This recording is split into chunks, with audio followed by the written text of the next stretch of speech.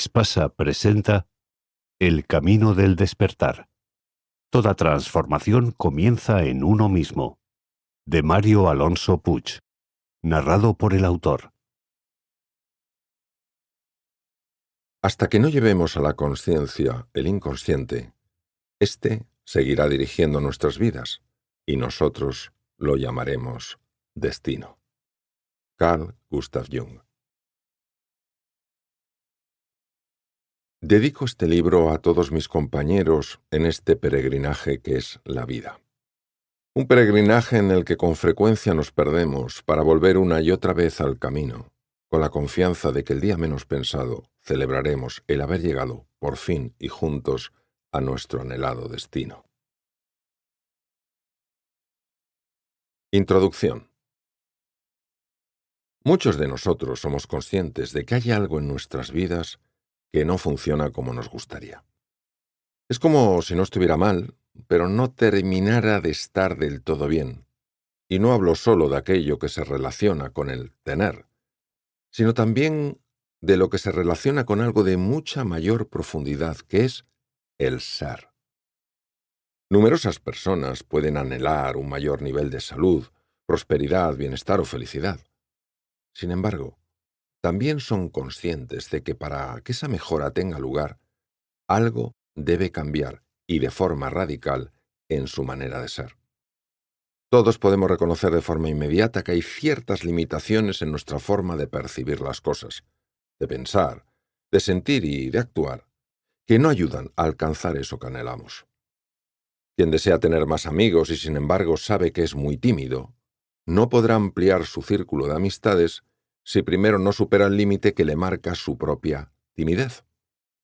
Quien anhela tener una mayor prosperidad pero considera que no es lo bastante inteligente, valiente, ambicioso o capaz, encontrará en esa visión de sí mismo su propia limitación. Todos nos manifestamos en el mundo tal y como nos vemos. Cuando decimos «yo me veo así», indirectamente estamos diciendo «yo soy así». El cómo nos vemos determina el cuánto nos valoramos, y el cuánto nos valoramos influye a su vez en el cómo nos vemos. Por eso el trinomio ser, ver y valorar tiene un impacto importantísimo en nuestra autoestima y, por consiguiente, en todos y cada uno de los aspectos de nuestra vida. Llamaremos persona a quien eres tú y personaje a cómo te ves. Por ello, para vivir de acuerdo a quien eres en realidad, persona, es fundamental que dejes de verte como quien no eres, personaje. Así, el primer objetivo será que te veas como realmente eres. El segundo elemento esencial para vivir la vida que de verdad te gustaría es que te valores en función de quién eres y no de quién te crees que eres. Si te ves tal y como eres en realidad y te valoras conforme a ello, experimentarás un salto cuántico en tu vida. ¿Qué vale más para ti? ¿El personaje de una película o el actor o la actriz que encarna ese personaje? He pasado más de 30 años de mi vida intentando comprender por qué nos complicamos tanto las cosas y, por supuesto, se las complicamos a los demás. Y me he dado cuenta de que solo una búsqueda interior seria y profunda puede dar una respuesta adecuada a nuestras más acuciantes preguntas. Para tomar nuevas decisiones en nuestra vida, primero tenemos que ver lo que todavía no somos capaces de ver. Lo que me propongo ofrecer en este audiolibro es un camino para superar las limitaciones mentales, emocionales y anímicas que no nos dejan avanzar. Me basaré en mi experiencia como médico y en mis más de 30 años de trabajo, estudio, investigación y docencia en el campo del liderazgo y el crecimiento personal. Además, utilizaremos dos elementos de gran interés y originalidad que nos permitirán construir un puente que nos lleve del personaje, lo que creemos que somos, a la persona, lo que realmente somos. Por un lado, utilizaré una de las metáforas más apasionantes y atractivas que he encontrado, conocida como el camino del héroe, cuyos principales estudiosos fueron el psiquiatra suizo Carl Gustav Jung y el experto en mitología Joseph Campbell. Por otro lado, conectaremos ese camino del héroe Con los descubrimientos que se han hecho acerca de la estructura física en la que se asienta nuestro mundo consciente, el hemisferio izquierdo del cerebro, y sobre esa otra estructura en la que se localiza el mundo inconsciente, que está compuesta por el sistema límbico y el hemisferio derecho del cerebro.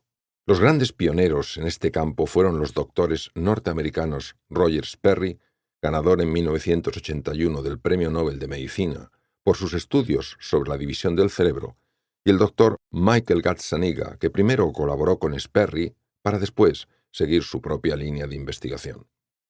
Sus comentarios en este sentido son de gran interés. El estudio de pacientes con el cerebro dividido durante los últimos 40 años ha dado como resultado una serie de descubrimientos en relación con el proceso de percepción, atención, memoria, lenguaje y razonamiento. Otros investigadores de renombre nos acompañarán en esta apasionante labor de inmersión en el terreno de la neurociencia. Cuando conectemos el camino del héroe con los estudios sobre las dos mentes y los distintos personajes que existen en nuestro encéfalo, se dibujará ante nosotros un sorprendente y espectacular paisaje. La simple comprensión de que existe otra realidad por explorar puede generar en nosotros cambios muy profundos y beneficiosos al producir una expansión en nuestro nivel de conciencia. Cuando por fin comprendamos qué es lo que nos pasa en esos momentos en los que no entendemos qué es lo que nos sucede, se abrirá ante nosotros un nuevo mundo de posibilidades. A partir de entonces seremos capaces de tomar nuevas decisiones que traigan a nuestra vida un nivel de bienestar y felicidad que antes nos parecía inalcanzable.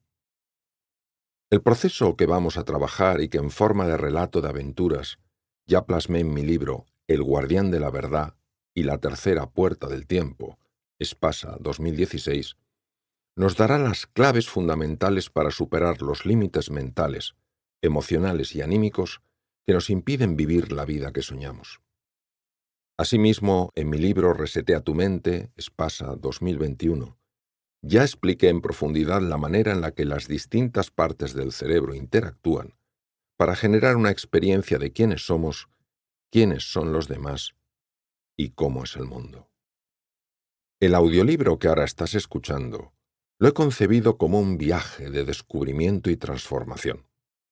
Empezaremos nuestro viaje en el mundo consciente, que es al que habitualmente accedemos de una forma directa. Estudiaremos a fondo el funcionamiento del hemisferio izquierdo del cerebro y las estrategias que éste utiliza para que no conozcamos la verdad acerca de nosotros mismos. Comprenderemos también el origen de muchos de los problemas que azotan a nuestra sociedad y la mejor manera de superarlos.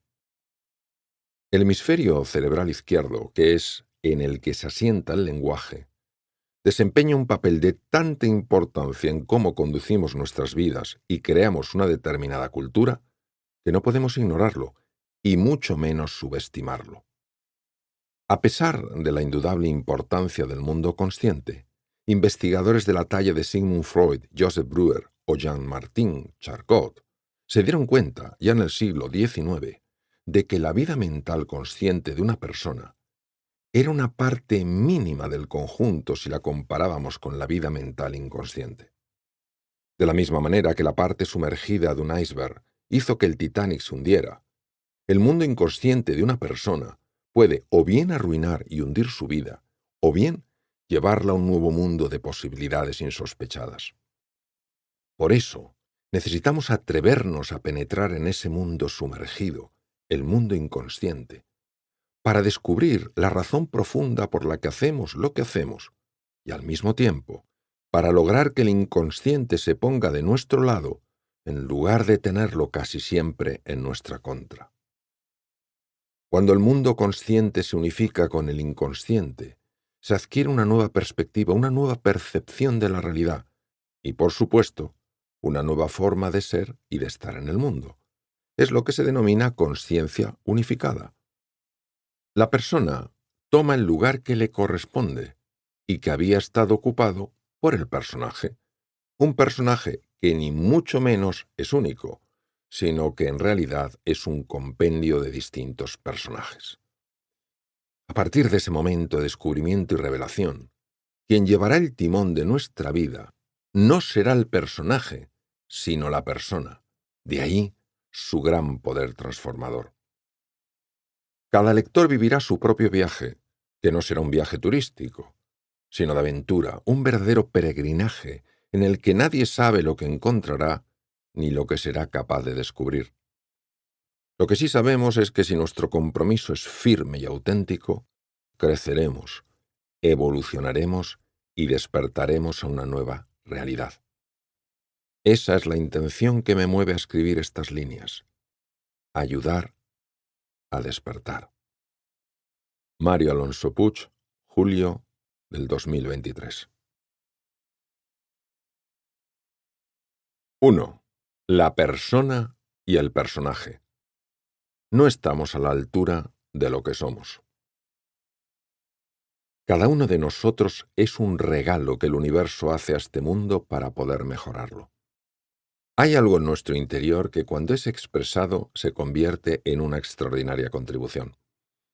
Sin embargo, son pocas las personas que se percatan de la existencia de ese don que duerme en las profundidades de su ser y que anhela despertar y salir a la luz. No hay un solo ser humano que no lleve consigo sus correspondientes heridas. Llamo heridas a todos aquellos traumas que nos han dividido por dentro, que nos han separado de nosotros mismos, de los demás, de la naturaleza y de la vida en general. Son estas heridas las que dan lugar a los personajes que se apoderan de nuestras vidas y acaban sustituyendo a la persona. Personajes como el niño herido o el ego parental, que ejercen una enorme influencia en nuestra existencia de adultos. Debido en gran medida a la forma en la que hemos sido educados, todos y cada uno de nosotros creamos una imagen, una forma de vernos que se proyecta en cada cosa que pensamos, sentimos, decimos y hacemos. Estos traumas y heridas, sobre todo cuando se han producido en la infancia, generan una sensación de soledad, indefensión, impotencia, miedo y desesperanza que nos causan un enorme sufrimiento. Nuestras heridas pueden aparecer por distintas razones. Podemos, por ejemplo, habernos sentido rechazados o no suficientemente queridos. También podemos habernos sentido torpes e inadecuados, y lo que es más triste, sobre todo si se nos ha tratado de manera humillante, que pensemos que nos humillaban porque lo merecíamos. Cuando somos pequeños, la influencia en nuestros padres, hermanos, profesores y compañeros es enorme, porque actúan como si fueran espejos en los que nos miramos. Aprendemos a vernos como ellos nos ven. Aprendemos a valorarnos como ellos nos valoran. Y lo que es aún más sorprendente, acabamos creyendo que eso es lo normal. Todos terminamos acostumbrándonos a lo que nos resulta más familiar. Ya de adultos, y aunque suframos, buscaremos esa continuidad e incluso rechazaremos a quienes nos traten con respeto y consideración, ya que semejante trato no nos resulta familiar y por eso nos produce una gran ansiedad. El cine nos presenta de una forma muy clara y visual el efecto divisor que ejercen estos traumas y estas heridas. En ocasiones, quien los provoca padece un profundo trastorno mental causado por distintas razones. Sin embargo, a veces los causantes tan solo desean educar de la mejor manera que saben y no se dan cuenta de los inadecuados resultados de esa forma de actuar. En la película Brave de Walt Disney, una joven princesa escocesa, que lo único que quiere es conocer mundo y vivir aventuras, se ve absolutamente coartada en sus aspiraciones por su madre, la reina, que insiste en que su hija aprenda las reglas de la nobleza y se ajuste a ellas cueste lo que cueste. La reina es sin duda una persona que se interesa por su hija, pero su forma de educar se corresponde con la educación que ella misma recibió, con los mismos aciertos, limitaciones y rigideces. El conflicto entre la reina y su hija va aumentando hasta el punto de decirse lo que nunca habrían querido decirse. Es entonces cuando se produce el desgarro de un valioso tapiz que hay en su castillo. La princesa, que ha huido de éste y se ha adentrado en un bosque, encuentra una bruja que está dispuesta a hacer todo tipo de encantamientos por un determinado precio. La joven tan solo desea darle un escarmiento a su madre, pero el hechizo tiene un impacto insospechado en la reina, que se ve condenada a vivir encerrada en algo que no es. La única manera de deshacer el maleficio es reparar el tapiz que se rompió en el castillo. Cuando esto se logra, el hechizo deja de tener efecto y la relación entre madre e hija se transforma por completo. No es que a partir de entonces la reina y su hija cedan a todas las exigencias de la otra, sino que simplemente la relación entre ellas cambia, convirtiéndose en una fuente de alegría, serenidad, entusiasmo, descubrimiento, crecimiento y contribución. El camino del héroe que nos apela a todos, hombres, mujeres, niños y adultos, es la gran oportunidad que tenemos de reparar ese tapiz dividido y transformar así nuestras vidas. Una vida se transforma cuando reconectamos con la grandeza que hay en nuestro interior y favorecemos que se despliegue y alcance su plenitud. En Brave, la reina y su hija han de reconectar con ese amor que había sido sepultado por un conjunto de reglas, imposiciones y rebeldías. Para ello es necesario que se sanen sus heridas emocionales, heridas que ni siquiera ellas mismas saben que existen, por mucho que noten sus efectos. Guerreros y magos. Todos tenemos heridas y las escondemos en los rincones más oscuros del inconsciente para no mirarlas y evitar así volver a sentir el dolor que sufrimos cuando se produjeron.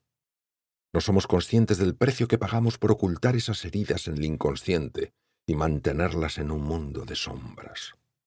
No sanar esas heridas hace que sigamos padeciendo muchos de los bloqueos que impiden que hagamos realidad nuestros sueños y evitan que aflore nuestra mejor versión, esa que todos estamos llamados a ser. El camino del héroe, el mismo que tuvieron que recorrer la reina y su hija, es una metáfora que nos llama y nos invita a convertirnos primero en guerreros y luego en magos. Un mago es aquella persona que tiene el mayor de los poderes, el de transformar la energía negativa en positiva. No hay mayor poder que el de convertir el dolor en crecimiento, la oscuridad en luz, el miedo en valentía y el odio en amor. Pero para poder transformarse en mago, primero hay que aprender a ser guerrero, porque en el camino del héroe tendremos que hacer frente a difíciles pruebas y a grandes desafíos. Quien posee una mentalidad de guerrero no puede ni sentirse como una víctima indefensa, ni, por supuesto, actuar como tal. Cuando hablo de ser guerrero, no me refiero a ser agresivo o violento, sino a desarrollar ese poder interior que nos impide abandonar ante la dificultad o la intimidación. Son las personas con mentalidad de víctima las que permiten que los sentimientos de impotencia y de desesperanza las dominen. Un guerrero no cede ante la dificultad. Sus pies se mantienen firmes en la tierra. Los hombros se dirigen hacia atrás. Su pecho se expande y mantiene su mirada al frente. Este arquetipo del guerrero, figura épica y metafórica, es necesario cultivarlo, porque cuando los seres humanos nos encontramos frente a algo que percibimos como una amenaza o simplemente desconocido, tendemos a reaccionar de forma automática, contraatacando, defendiéndonos, huyendo o quedándonos paralizados por el miedo. Sin embargo, hay otra forma de actuar, y ni siquiera es una reacción, sino una respuesta. A esta respuesta yo la llamo fluir. Cuando una persona fluye, es capaz de conectar con la energía negativa, pero sin quedar atrapada en ella. En ese momento el guerrero, que no se ha dejado intimidar ni ha cedido ante la prueba, tiene que dar paso al mago, la única figura arquetípica capaz de transformar la energía negativa en positiva. El mago me recuerda a la flor de loto.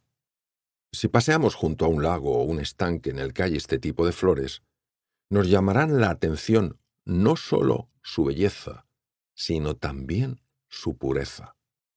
Resulta sorprendente que estas flores puedan nacer incluso en el fango, en verdaderas ciénagas.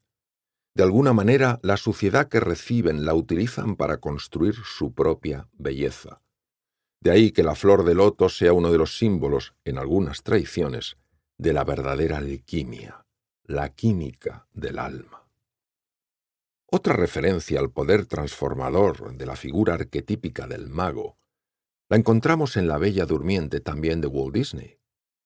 Cuando las tres hadas rescatan al príncipe que está encerrado en el castillo de Maléfica, los guardias les lanzan flechas y aceite hirviendo, y ellas, por medio de sus varitas mágicas, transforman las flechas en flores y el aceite hirviendo en pompas de jabón.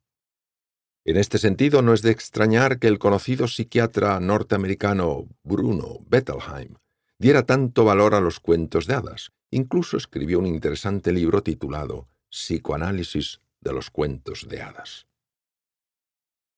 El espacio del ser.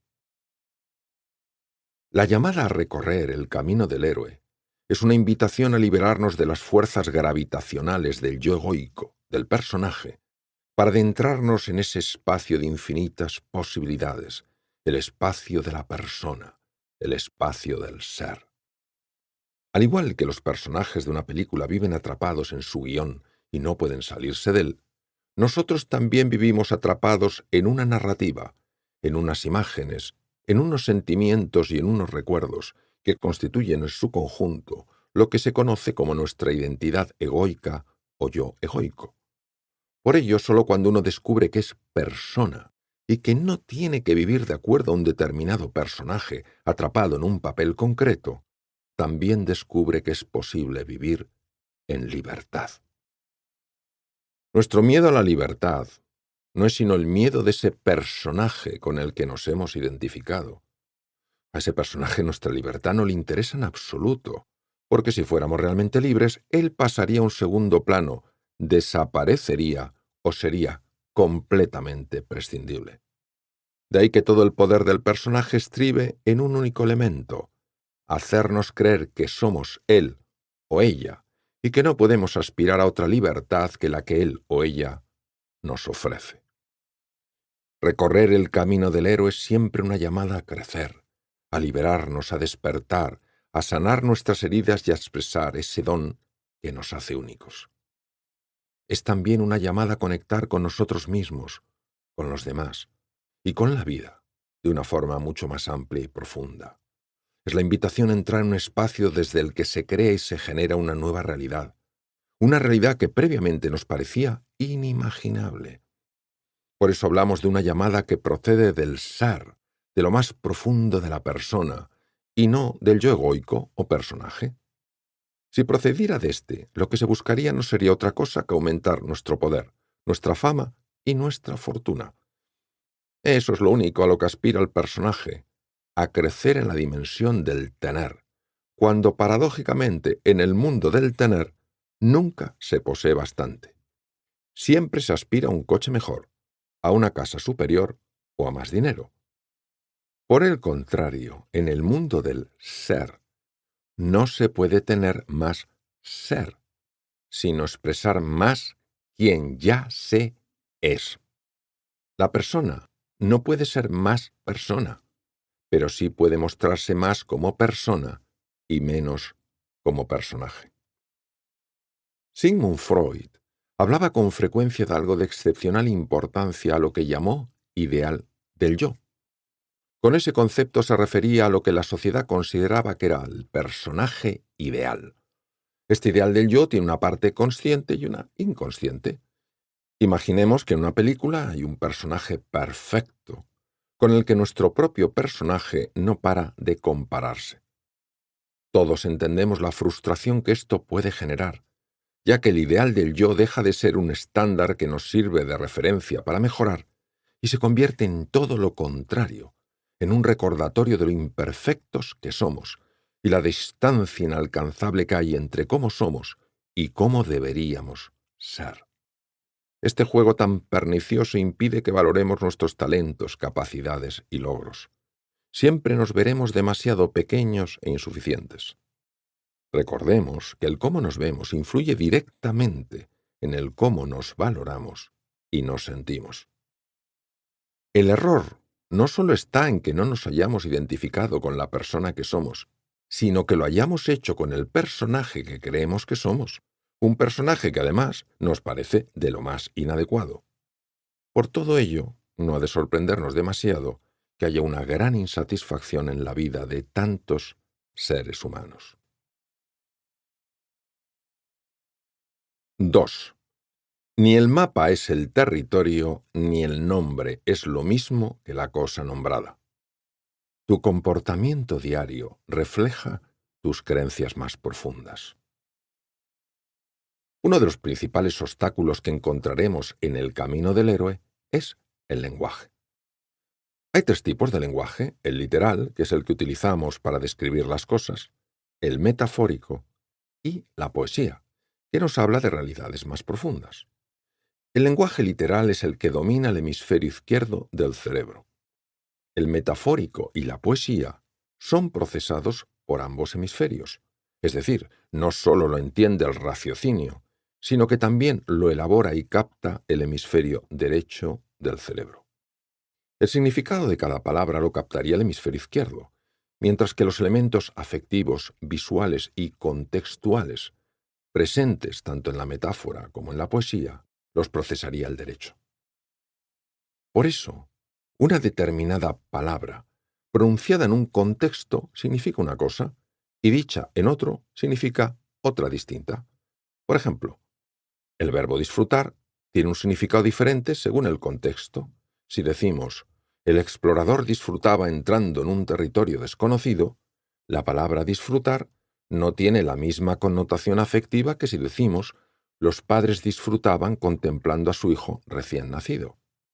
Todo lo que tenga que ver con la valoración del contexto pertenece al hemisferio derecho del cerebro. Esta es la razón que explica que las personas que no han desarrollado ciertas funciones en este nivel interpreten las frases de forma literal, pues no se dan cuenta del contexto en el que han sido pronunciadas. Si durante un partido de fútbol un compañero de colegio le dice a otro «¡Qué torpe eres! ¿Cómo has podido fallar ese gol?», y el interpelado lo interpreta de forma literal, fuera de contexto, podría pensar que es torpe para todo, y no que simplemente ha cometido una torpeza durante un partido de fútbol. Entender el contexto es esencial. Por eso, cuando las personas manipuladoras sacan una frase de contexto, su efecto puede ser muy negativo.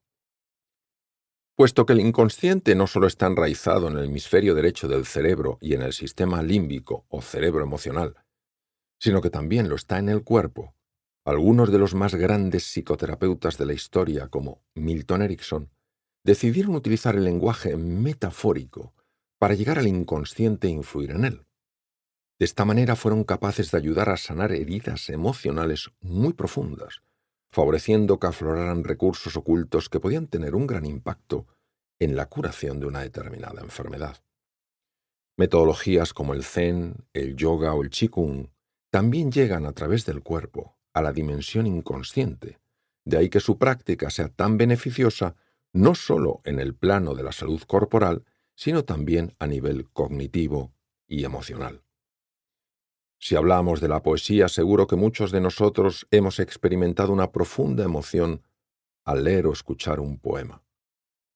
A diferencia del lenguaje literal, la poesía puede impactarnos muy hondamente, y es por eso por lo que nos referimos a ella como el lenguaje del alma. Consciente e inconsciente. Si la mente conectada con el hemisferio izquierdo del cerebro es la que conoce el mapa, la que lo está con el hemisferio derecho es la que conoce el territorio. Como decía gráficamente el psicólogo y lingüista Alfred Korzybski, el mapa no es el territorio y el nombre no es la cosa nombrada. Nuestro don, nuestros mayores recursos y nuestras heridas más profundas no aparecen en el mapa, pero sí en el territorio. Por ello, el don, los recursos y las heridas están en un conocer del que no somos conscientes, es decir, un no sé que sé. El mapa representa todo eso de lo que sí somos conscientes, tanto lo que sabemos como lo que sabemos que no sabemos. Yo, por ejemplo, soy perfectamente consciente de que sé hablar inglés y de que no sé hablar alemán. Por el contrario, el territorio representa eso de lo que no somos conscientes con nuestra mente ligada al hemisferio izquierdo, sede de la autoconsciencia, ya que ni siquiera sabemos que existe. El territorio se encuentra en el denominado punto ciego de la autoconsciencia, es decir, que uno no ve que no ve, uno no sabe que no sabe, uno no se da cuenta de que no se está dando cuenta. El territorio encierra también lo que sabemos y comprendemos en un plano más profundo, pero que no puede ascender de la mente ligada al hemisferio derecho, inconsciente, a la ligada al hemisferio izquierdo, consciente. Por eso pasar del mapa al territorio puede producir vértigo, porque es algo así como adentrarse en la oscuridad, el silencio, el vacío y la nada. En este sentido, recordemos que cuando Alejandro Magno ya había conquistado toda Asia Menor y se disponía a seguir avanzando, a ir más allá, uno de sus generales le pidió que no lo hiciera, porque a partir de ahí se acababan los mapas. Alejandro Magno decidió que los ejércitos mediocres eran los que se quedaban dentro de los mapas, y que sólo los más preparados exploraban lo que había fuera de ellos. Y así sucedió. Cuando Alejandro Magno fue más allá, encontró un territorio hasta entonces desconocido, la India. La mente del hemisferio izquierdo quiere convencernos de que el mapa que nos muestra es igual al territorio, y que por consiguiente todo lo que existe está contenido en dicho mapa, no hay nada más. Pasar de la mente del hemisferio izquierdo a la del hemisferio derecho genera una enorme resistencia interna, porque la mente del primero lleva mucho tiempo, la mayor parte de nuestra vida, haciendo lo posible para que esa otra mente extraña, incómoda, incomprensible, la del hemisferio derecho, no envíe sus mensajes a nuestra consciencia. Por eso estamos tan divididos internamente. Es como si la mente conectada con el hemisferio derecho fuera primero repudiada y después olvidada. Cuando el Senado de Atenas condenó a Sócrates, le permitió elegir entre ser desterrado, pagar una cantidad de dinero fabulosa o la muerte. Probablemente sus corruptos acusadores daban por hecho que el sabio preferiría el destierro, ya que no era un hombre rico y que al desaparecer de la escena pública, el mundo terminaría olvidándose de él. El tiempo borraría su nombre. Sin embargo, para su sorpresa, Sócrates no optó por el destierro, sino que eligió la muerte. Algo así ocurre con la mente dominante ligada al hemisferio izquierdo. Por una parte repudia a la mente ligada al hemisferio derecho y luego se olvida de que alguna vez existió. Sin embargo, lo que se repudia no solo son conocimientos, sino un mundo de sabiduría, y eso hace que muchas veces vayamos por la vida como pollos sin cabeza. La mente del hemisferio izquierdo no solo es la que nos permite razonar, sino la que nos invita a crear reglas, normas y leyes. Es la mente más conectada con la moral, con lo bueno y lo malo, con lo correcto y lo incorrecto. Es la mente que nos permite navegar en un mundo dual, donde hay día y noche, luz y oscuridad, frío y calor. Por eso se la conoce como mente dualista. Su función es esencial para moverse con eficacia en un mundo material, pero es insuficiente para vivir nuestras vidas plenamente. La mente ligada al hemisferio izquierdo considera cualquier paradoja como un absurdo. Por ejemplo, si alguien nos pregunta, ¿cómo se puede meter un camello por el ojo de una aguja? Nuestra mente racional dirá que es una pregunta ridícula y absurda. Sin embargo, estas preguntas constituyen la base del koan en el Zen. Un koan representa una paradoja que va más allá de la capacidad de resolución que tiene la mente racional ligada al hemisferio izquierdo. Sin embargo, la ligada al hemisferio derecho sí es capaz de responder a la pregunta, ya que no ve la paradoja como un planteamiento absurdo, sino como un requerimiento para mirar las cosas desde una nueva perspectiva.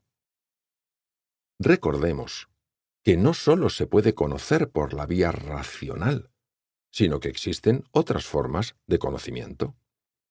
Si coges una aguja y te sitúas a cierta distancia del camello, sujetando la punta de la aguja entre el índice y el pulgar de una de tus manos, y extiendes el brazo de tal manera que el ojo de la aguja esté en la parte superior, podrás contemplar al camello a través del ojo de la aguja. La mente del hemisferio izquierdo ve que el bien siempre ha de luchar contra el mal. Sin embargo, para la mente conectada con el hemisferio derecho, el mal se vence en el bien. No lucha contra la oscuridad, simplemente lleva luz, con lo cual la oscuridad se desvanece. Para seguir escuchando este audiolibro gratuitamente, haz clic en el enlace de la descripción del vídeo. Podrás escucharlo sin coste con la prueba de 30 días de Audible.